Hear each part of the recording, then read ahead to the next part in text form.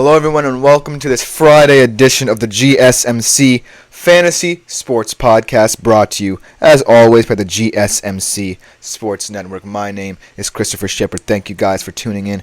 We're going to end the week right. It should be a fantastic show. We are going to finally assess one of the more interesting, controversial trades of the NBA offseason as we diagnose the Russell Westbrook trade to the Denver Nuggets in terms of fantasy. And then we're going to have some really fun IDP player profiles, a mix of a lot of different positions, especially at linebacker, a lot of different teams with a lot of different players who might have new roles.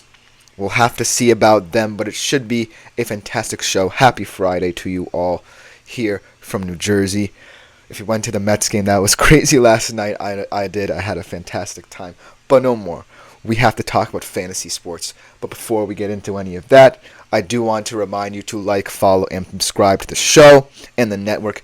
It is greatly appreciated by all concerned. We do also receive a ton of tips and donations. So if you do feel so inclined, please consider leaving them at the link gsmc.cloud. It is a huge support to both me and my fellow podcasters and ultimately the network as a whole. Also, if you have any burning questions, comments, or concerns, you can also leave them at the link, and they will be addressed and answered at the beginning of the next episode. But without further ado, let's jump in and diagnose the Russell Westbrook trade to the Denver Nuggets, because it is a very interesting one to look into. Now, Russ did want to move away. He did not feel comfortable in the atmosphere he was in, I believe. With the Clippers, I don't know Russell Westbrook's moving schedule all the time. He's a very itinerant player, if you know what I mean. But overall, a weird trade where he initially went to the Jazz so that the buyout of his contract could happen, and then he moved to Denver, where he, weirdly enough, fits a lot of different places, but maybe not the places you would expect out of someone who is known for creating his own shot and producing triple doubles to the max for many years for many different teams. And so how his profile fits the Nuggets is definitely something to keep an eye on should you try and draft the big players the Nuggets have, because Jokic, Murray, and Porter are going to be very highly impacted. Whether positively or negatively, we don't know yet. But all I know is that Russ is certainly someone who you have to overcompensate for a little bit, because he definitely creates more shots, but not necessarily for others. And I'm not necessarily certain he's going to be a boon in terms of ball movement for the Denver Nuggets, because they need someone who can facilitate the ball, work inside and outside, also work off Jokic a little bit, because Jokic, who knows, he might be the primary ball handler in certain plays because of his prowess of passing the ball and distributing it. And so this fit certainly feels like one of the weirder ones. We know that many different teams were looking for backcourt help, the Nuggets in particular, especially off of the bench, because that's where the Denver Nuggets are really known for getting the most production out of some of the guys who you might not want to start. And so I think Russ kind of fits that sixth-man role for them, should his production points-wise rise. But he certainly isn't someone who I'm looking for off the bench and off my bench in terms of fantasy basketball for the upcoming season. Let's take a look at why Russell Westbrook is going to be very controversial on this team. I talked about the Denver Nuggets ball movement. I talked about how they facilitate a lot. I talked about how Jamal Murray's very drive and kick. Michael Porter's not afraid to take a shot, but ultimately all of these guys know that distributing the ball really helps their offense tick. Ultimately, when it ends up in Jokic's hands is when it really starts to tick. But they definitely know their positions, their independence, their level of freedom in this offense. Russell Westbrook, however, last year definitely did not have his best year. Career lows of 4.5 assists in 22.5 minutes. So, as you can see, he's not offering you much in the way of A, minutes, and B, production. And if he's just going to create more shots for himself and kind of be selfish in terms of, say, the mid-range game where he's more known for production, then this kind of seamless transition to this team is not going to work. The Nuggets GM clearly said they needed more help in the backcourt.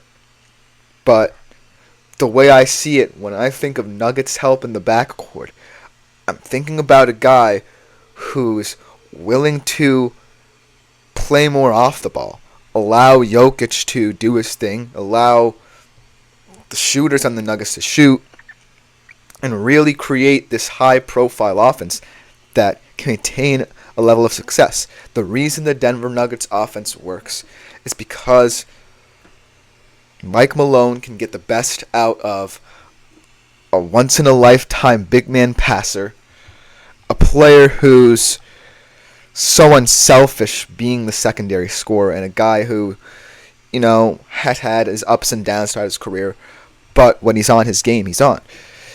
And how Russ views himself in that dynamic, where there's an already established quote-unquote big three, certainly will dictate how much of the ball he sees, and if he gets it in positive ways. Because at this point in his career, there's a lot of stagnation with how he plays. There's a lot of frustration too. Time and time again, you're seeing Russell Westbrook take bad shots when he has players around him who A, are much better than him, and B, create better shots than him in terms of offensive production.